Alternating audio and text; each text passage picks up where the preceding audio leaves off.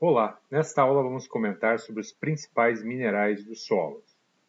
Bem, os solos eles são formados por matéria orgânica, matéria mineral, área do solo e solução do solo.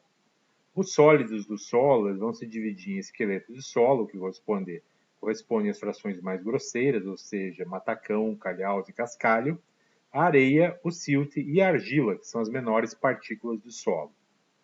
Bem, a fração argila é aquela mais importante do ponto de vista de definir as principais características químicas e físicas do solo. Dentro da fração argila, nós podemos encontrar minerais primários, que são decorrentes do intemperismo físico dos minerais, das rochas que formaram o solo, e também os minerais secundários, onde se destacam principalmente os argilominerais e os oxidróxidos, que vão ser o tema de nossa aula. Os argilominerais, eles são um grupo de minerais que são silicatos, ou seja, eles contêm silício em sua composição. E eles ocorrem predominantemente, mas não exclusivamente, na fração argila dos solos. Eles também podem ocorrer em outras frações, mas são muito mais predominantes na fração argila dos solos. Bem, esses argilominerais, também chamados por alguns autores de filosilicatos, ou seja, silicatos na forma de lâminas, eles são formados por aquilo que nós chamamos de lâminas tetraedrais e octaedrais. Então vamos explicar o que são lâminas tetraedrais e o que são lâminas octaedrais. As lâminas tetraedrais elas são formadas a partir da estrutura básica dos silicatos, que é o tetraedro de silício. Então, o silício é o principal cátion que existe na crosta do planeta e o oxigênio é o principal ânion que existe na crosta do planeta.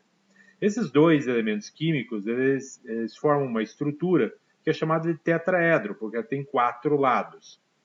Então, nessa estrutura, o silício, que é um cátion de raio iônico menor, ele fica no meio, ali representado pela bola azul. E os oxigênios, que são ânions de raio iônico maior, eles estão ali representados pelas bolas vermelhas. E essa figura ela tem 4 lados, daí o nome tetraedro.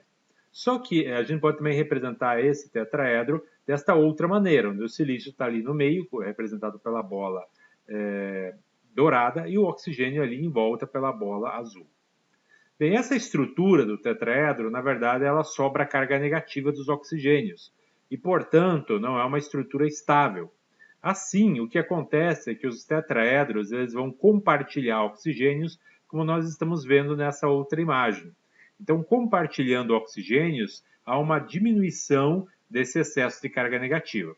Então, quando vários tetraedros de silício estão compartilhando seus oxigênios, nós estamos formando então uma chamada lâmina tetraedral. Então, a lâmina tetraedral nada mais é do que a união de vários tetraedros de silício e oxigênio, onde se compartilham oxigênios de maneira a formar uma estrutura molecular de forma laminar. Bem, e a outra estrutura dos argilominerais é o octaedro de alumínio. É uma estrutura de 8 lados, né, por isso octaedro, que é formada no meio, tem no meio um cátion de alumínio e em volta tem 6 oxigênios ou hidroxilas, ou seja, OHs. Então, como essa estrutura tem 8 lados, nós chamamos de octaedros.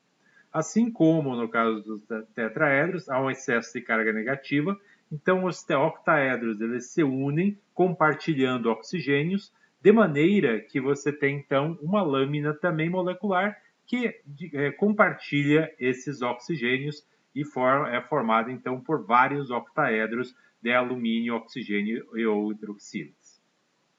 Essa aqui é uma outra maneira de representar o octaedro, onde a gente tem ali o alumínio no meio em roxo e os oxigênios em volta em azul.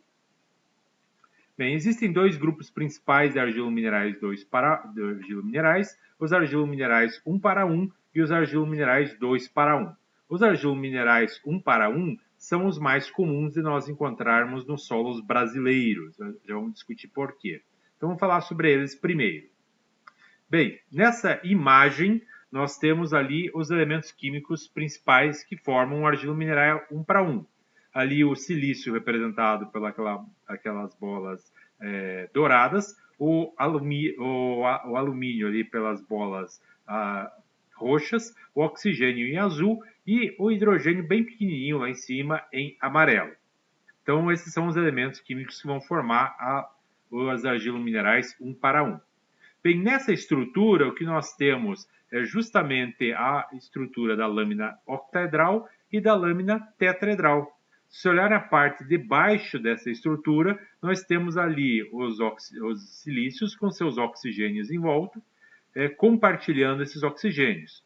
E na parte de cima da molécula, nós temos ali um pedacinho da lâmina octaedral, onde está no meio, ali em roxo, os alumínios e os oxigênios e ou hidroxilas em volta.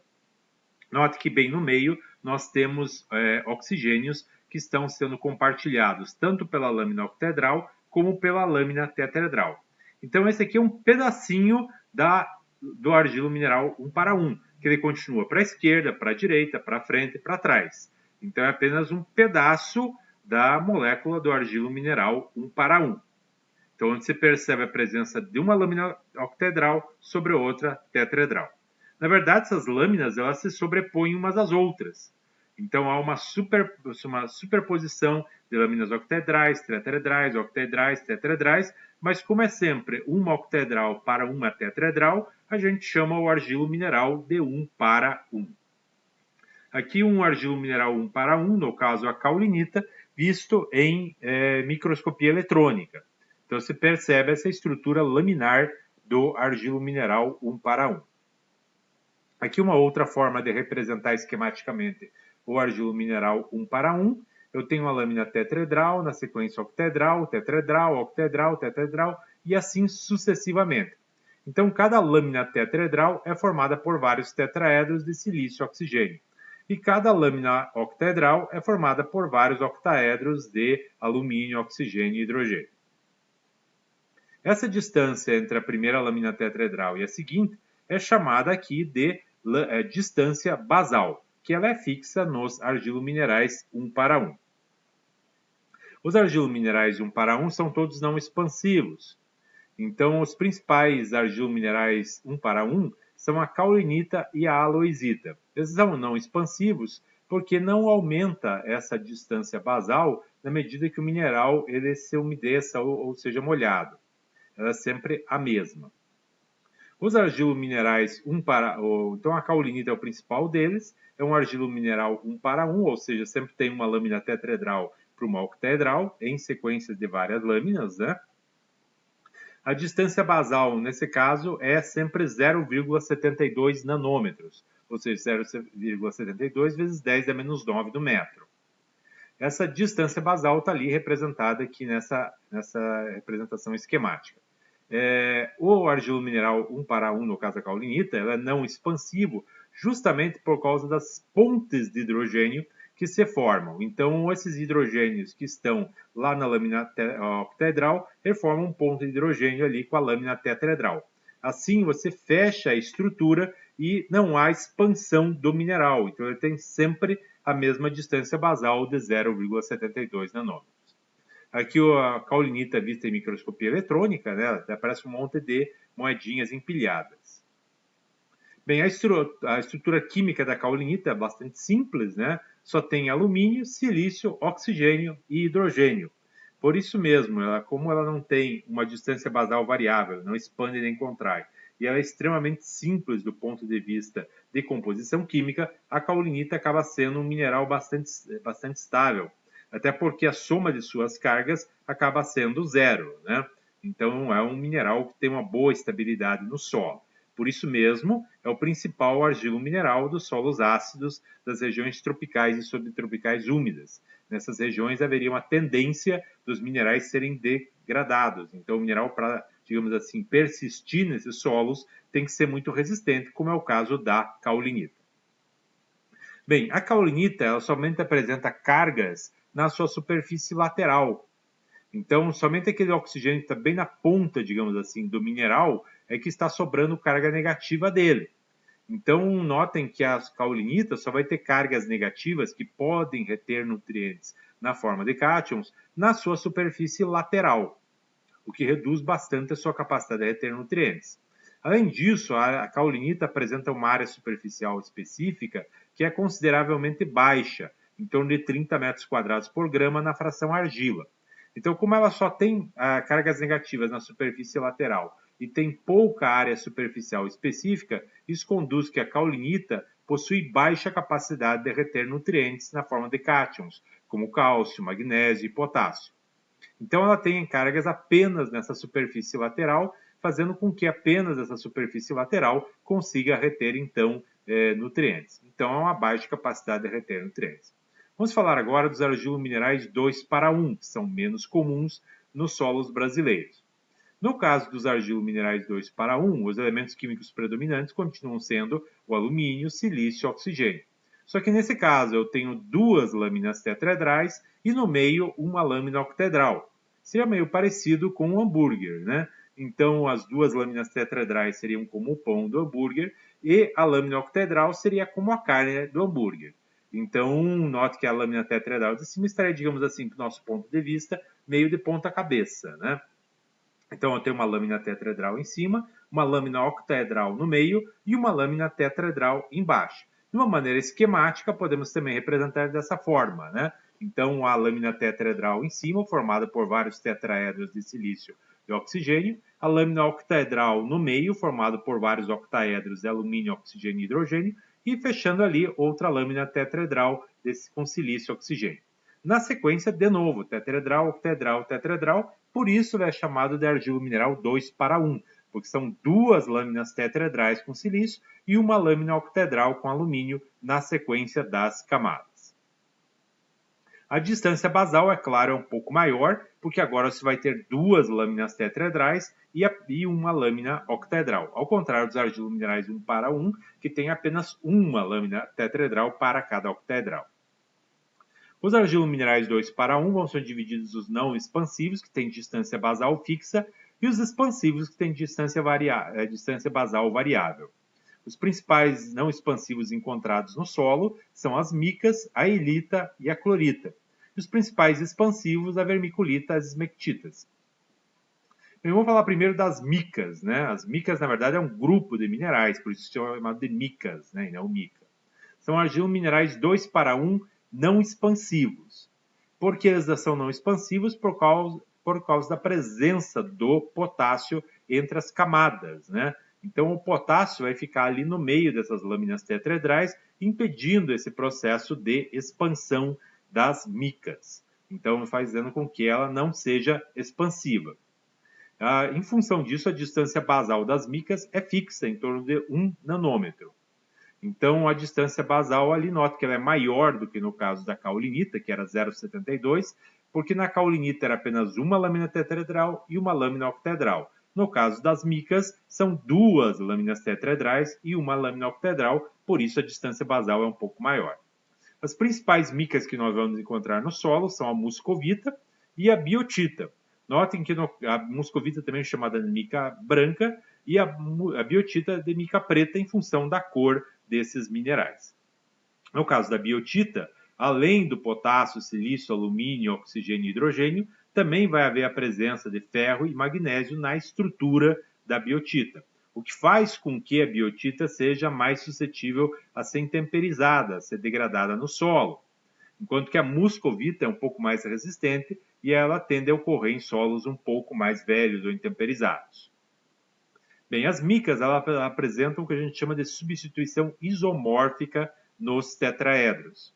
Então, em alguns tetraedros, ao invés de entrar o silício, que é mais 4, é tetravalente, no meio do tetraedro, vai entrar o alumínio, que é mais 3, é trivalente.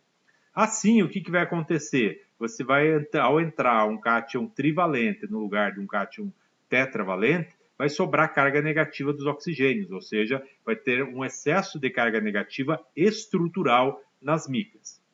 Além das micas terem a substituição isomórfica nos tetraedros, também há a maior área superficial específica comparativamente à caulinita. Então, enquanto a caulinita tinha uma área superficial específica de 30 metros quadrados por grama na fração argila, as micas na fração argila já vão ter uma área superficial específica em torno de 100 metros quadrados por grama.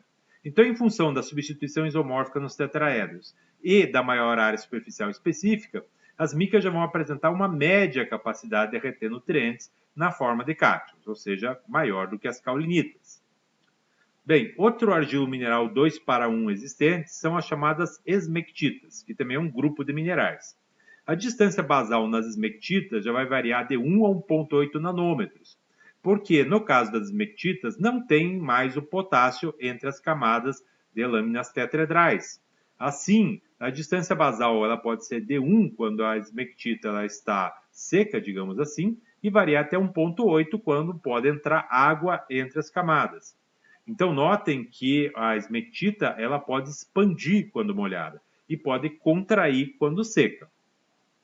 Nota que a esmectita expandida, como ela parece bem diferente daquela imagem que a gente viu da caulinita. Então, a caulinita era mais organizada, já a esmectita, quando expande, ela tem uma estrutura que parece mais desorganizada, né? Bem, o tipo de esmectita mais comum é chamada de montemorilonita.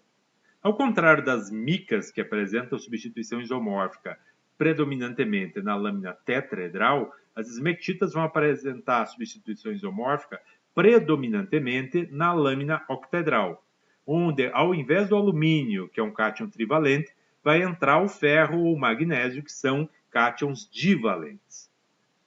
Então, como você tem entrada, você tem lá na formação do mineral um cátion divalente ao invés de um cátion trivalente, também vai sobrar carga negativa de algum oxigênio ali, dos oxigênios ali na lâmina octaedral. Bem, assim considerando que as esmectitas apresentam substituição isomórfica parcial na lâmina octaedral e também apresentam uma área superficial específica muito maior do que as caulinitas e que as micas, ou seja, em torno de 770 metros quadrados por grama na fração argila, você vai ter uma capacidade de... Nota que a área superficial específica da esmectita, você vai ter uma capacidade de reter nutrientes muito alta no caso das esmectitas. Então, notem que as esmectitas elas vão conferir normalmente ao solo uma capacidade muito grande de reter nutrientes na forma de cátions, como o cálcio, o magnésio e o potássio. Então, solos esmectíticos, ou seja, que contêm muita esmectita, eles tendem a ser solos, muitas vezes, muito melhores do ponto de vista químico. Contudo, então nota que a esmectita ela pode ter bastante cargas na superfície lateral, assim como a caulinita, mas também cargas negativas na lâmina octaedral em função das substituições isomórficas.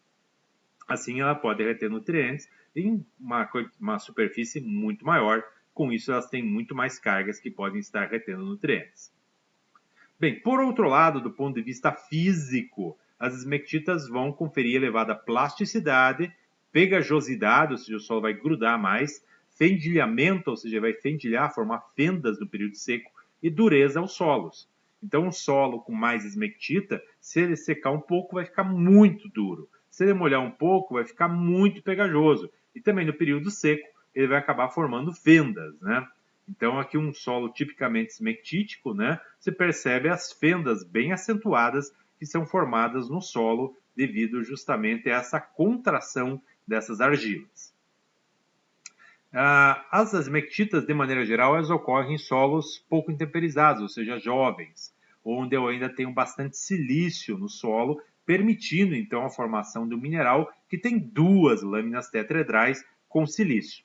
À medida que o solo vai ficando mais velho, mais intemperizado, ele tende a perder esse silício e, consequentemente, há uma maior dificuldade de você formar esmectitas nesses solos. Então, no Brasil, eu vou ter predominância de esmectitas apenas em solos mais jovens, não em solos mais intemperizados.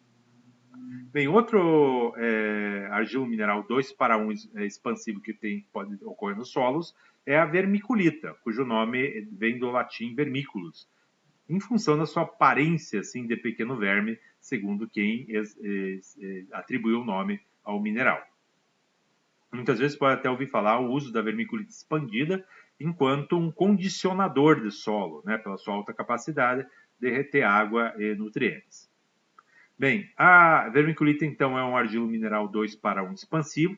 A sua distância basal também é variável, né? Então ela varia de 1 nanômetro quando o mineral está seco até 1,4 nanômetros quando entra água entre as camadas ali da vermiculita. Ela confere elevada plasticidade e pegajosidade ao solo, de maneira semelhante às esmectitas. Ela também tem uma capacidade grande de reter potássio. Então, nos solos tem muita vermiculita, muitas vezes a pessoa pode estar aplicando potássio no solo na adubação e esse potássio não estar se refletindo no crescimento das plantas, justamente porque se o solo tem muita vermiculita, essa vermiculita pode estar retendo esse potássio. E assim como as esmectitas, a vermiculita também ocorre em solos mais jovens.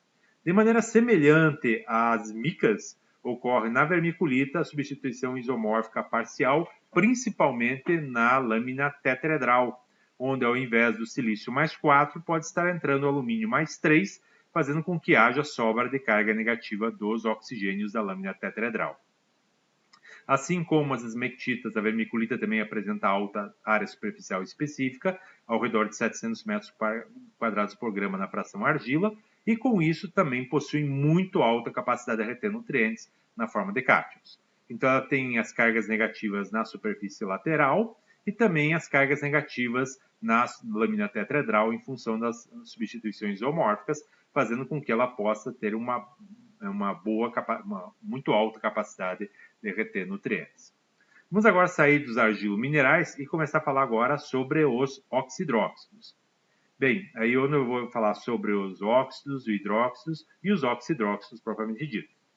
Então, vamos falar dos oxidróxidos de ferro, de alumínio, de silício e de manganês.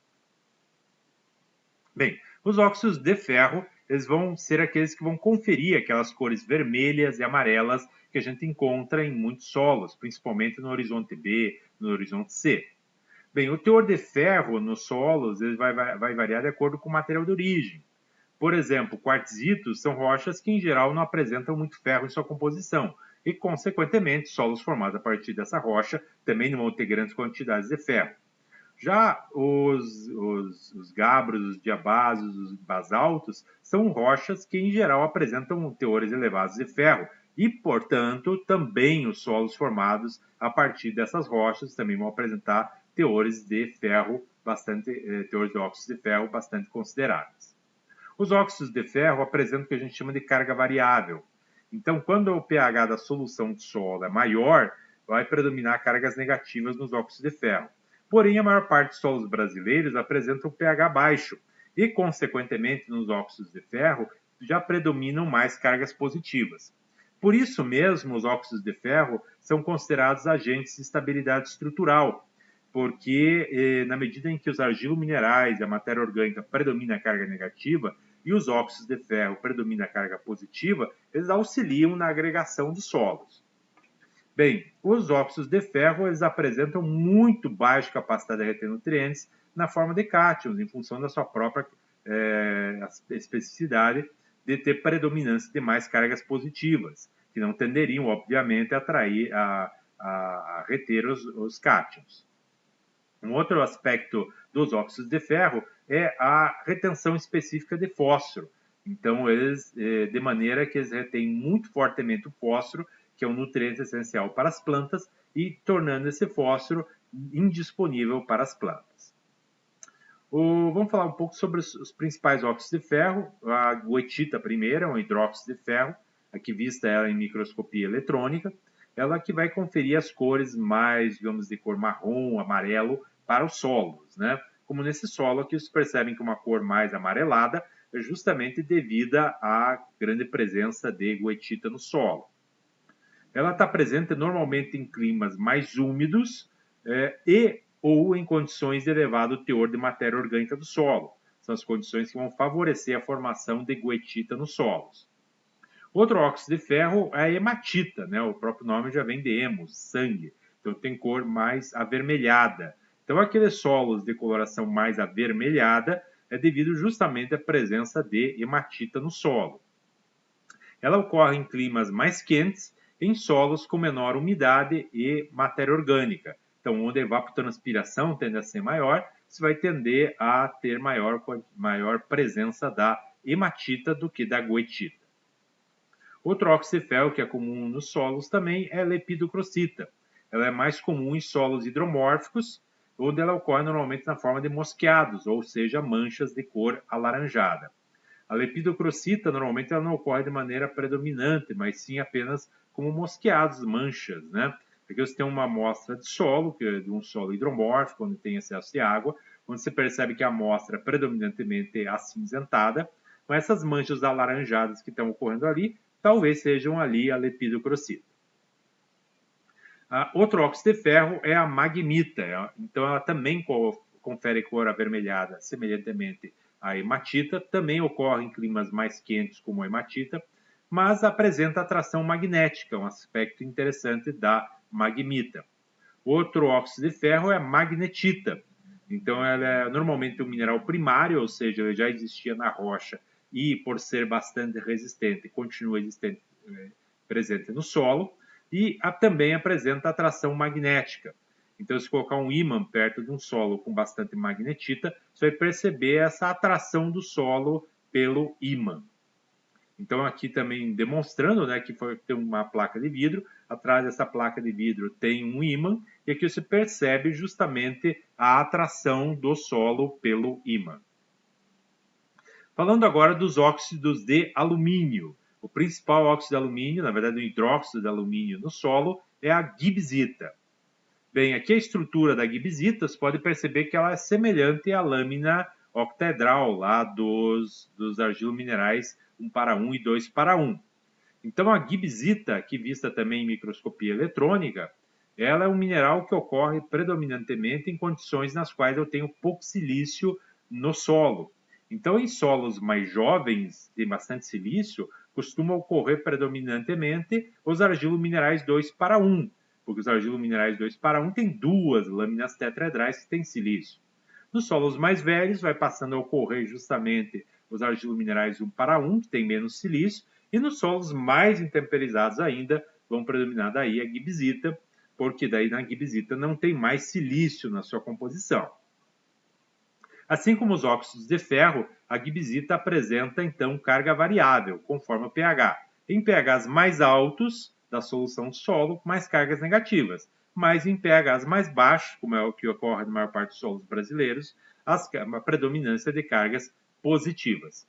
Assim como os óxidos de ferro, a gibbsita também possui muito baixa capacidade de armazenar nutrientes na forma de cátions, até porque mesmo na maior parte dos solos predomina mais carga positiva na gibbsita.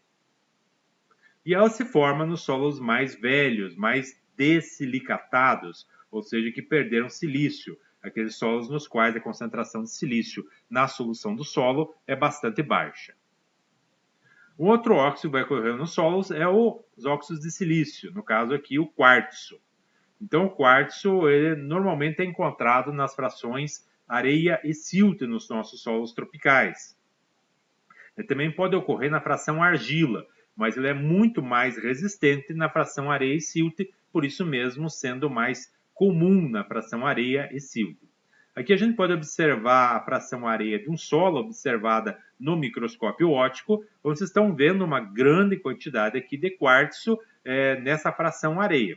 Também porque o quartzo ele tem essa coloração mais clara, né? Os solos onde predomina quartzo também vão apresentar então essa coloração mais clara.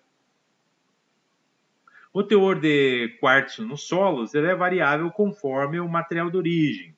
Rochas que têm bastante quartzo normalmente, como os arenitos, os quartzitos, tendem a formar solos com mais quartzo.